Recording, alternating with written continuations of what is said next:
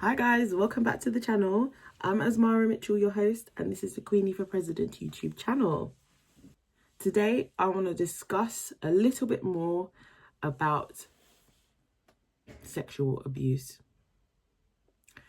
I want to talk more about my understanding of the whole issue, the pandemic, and I want to give some brave listeners and people who are struggling some courage and some tips and some methods that I have used to get through it.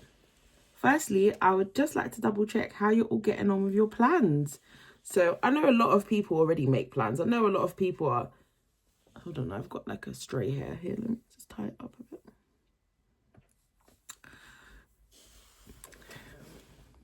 I know a lot of people definitely live their life by a plan without even realizing it. And I know you guys are brilliant and skilled at being structured, but I just would love my followers, listeners, and anybody who wants to come on this journey with me to be doing what I'm doing. And if I don't say so, I think I'd be doing you guys a disservice. So yeah, I hope your plans are going well. Share them with me, don't forget, and well done. In my latest TikTok, I have given you a few more tips as to things you can put on your plan if you're a bit stuck, for goals that you can set, small or big ones.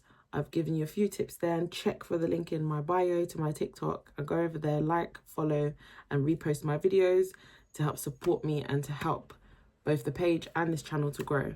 Same with this channel, like, follow, click notifications and subscribe, and yeah. So we're all about growth here. We've established that. We're getting on really well with it. We're making steps forward. But in order to take steps forward, sometimes you have to take a few steps back. And sometimes it's to reflect on things you've been through and actually give yourself a bit of praise. Like, sometimes question yourself, how did you get through that? How did you work your way through something that you've seen somebody else struggle with? How would you advise somebody who's completely at a loss?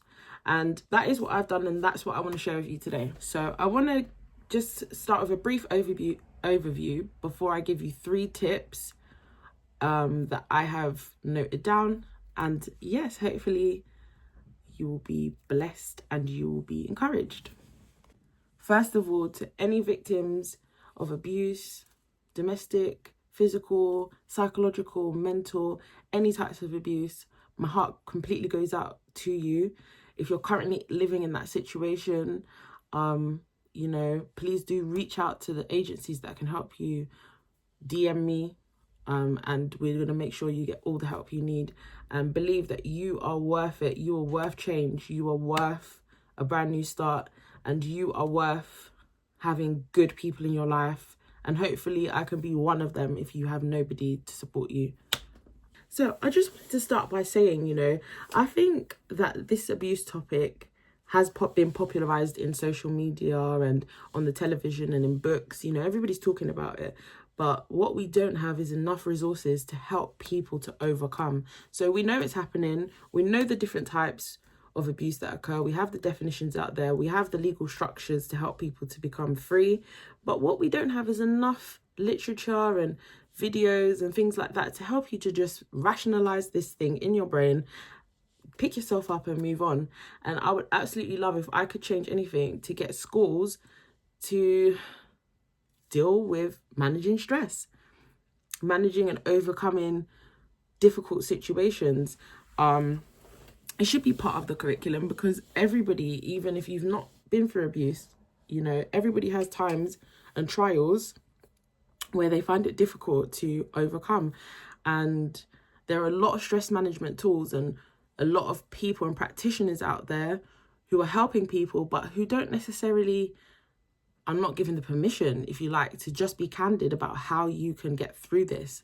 So I'm hopefully going to be able to do that for you today. Tip number 1, journaling.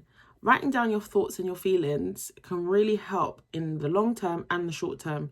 In the long term, your reflection of how you've grown and actually just hearing yourself out loud, reading your words back to yourself, is a great therapy and a great way to release what's inside. because a lot of people who suffer from abuse are silent. They don't ever get to speak to somebody about it, and they don't ever get to really realize what has happened to them. So please write these things down. Get a piece of paper, express the worst parts of it, the parts of it that you're struggling with the most, and store it away somewhere. You don't have to read it straight away. Put it somewhere safe and give yourself a date and time in your calendar when you're going to go back and have a look. And guaranteed you're going to be so surprised with your progress, and you're going to be so impressed with how far you've come along. In the short term, it can help you just generally on a day-to-day basis, reflecting on how you feel, helping you to make changes for the next day, and just releasing those emotions on a daily basis.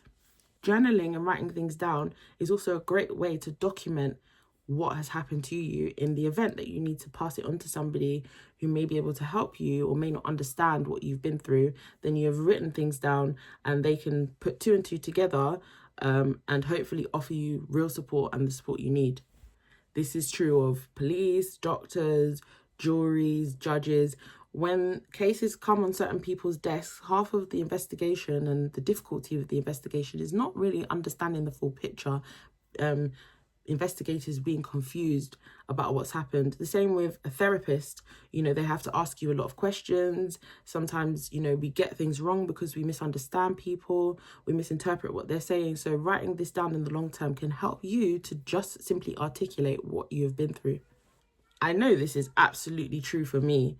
When I started to talk about what had happened to me at about age 16, not only did I not have the linguistic skill set to articulate myself properly, I just had never spoken about it, and I would stutter, I would mutter, I would think I was saying something that I wasn't, and only through reading back on my words, I thought, okay, yeah, that's what happened. And it didn't actually quite happen like that. And I would actually change it and put it this way because that would make more sense to anybody who's trying to understand my story. So definitely write things down. My second tip is, and I talk about this a lot, it's reading. Sometimes just having a broader knowledge of things that are happening in the world around you, current affairs, or other cases of people going through the similar thing that you've been through, or other things that you find difficult to stomach. When you read and you read and you read and you start to form more patterns in your brain and you start to understand things in a broader sense, it can really help you to overcome what you've been through. You'll sit there and you'll find yourself thinking, you know what, yes, I read about somebody going through something similar or even worse, and that takes away this part of the feeling, because at the end of the day, I shouldn't be feeling like that when there's somebody going through worse than me. Actually, I'm a survivor. Reading and understanding what's happening in the world really helps your mind to sort of open up to the bigger picture, as I said. And also, it helps to take your mind off of things. So when you're reading content and material that entertains you, is thrilling, or is amusing, you genuinely don't have time to think about being stressed. And it helps you to progress your brain's formation of events, and it helps you to formulate new neural pathways, which can really just help you to relax, help you to be stronger in your mind, I would say. So one thing I definitely would promote is the strength in your mind, and your wisdom and intelligence will grow the more you read, the more you understand, and the more you stay busy. Another thing, and this is my final tip for today, is that similar to my previous tip, is staying busy. But staying busy using your physical body. So one thing that abuse can do to survivors is it can affect how you view your physical being. It can cause you to exit and separate from who you are physically, and it affects you in a lot of ways. Sometimes people have internal damage that they have not been made aware of. Sometimes you have genuine physical damage to your body, and re-empowering yourself to nurture your body, to live in wellness, to exercise, to eat well, to meditate, to take walks in nature. This will really, really help you to gain back what may or may not have been taken from you through abuse. And I know that when I'm dancing and I'm walking around and I'm running and I'm playing football, those are the times when I feel absolutely great in my body. And the more you do that, the more control you gain back over who you are, and you take ownership of your body. So that's my final tip. Please, I hope that these have helped you. And I'm going to keep going with these videos and hopefully come up with some more tips that can support you in your journey. And like I said, these are genuine things that I have done and continue to do to help me overcome the things that I've been through. And I'm not saying I don't think about it, because it doesn't necessarily make me a healthier person to say I'm not thinking about things I've been through. I'm saying I don't have to think about it because it's not relevant to who I am today, simply because I've got enough tools and enough things to keep me happy and motivated in other areas of my life. And I hope the same for you. And if this video has encouraged you today, please give it a like, leave us a comment, and share it to somebody who you think needs to see this. Have a brilliant day. Bye-bye.